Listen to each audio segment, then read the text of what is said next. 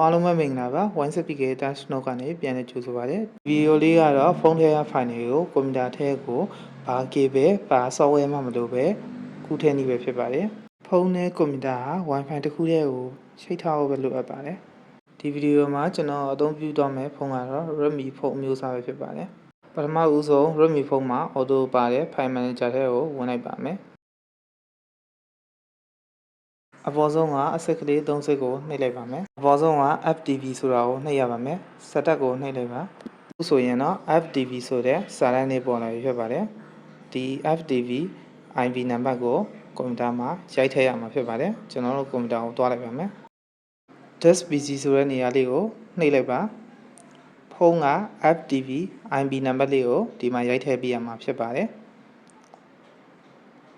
ဒီမှာဆိုရင်တော့ကျွန်တော်တို့လိုချင်တဲ့ file တွေကိုအလွယ်တကူပဲ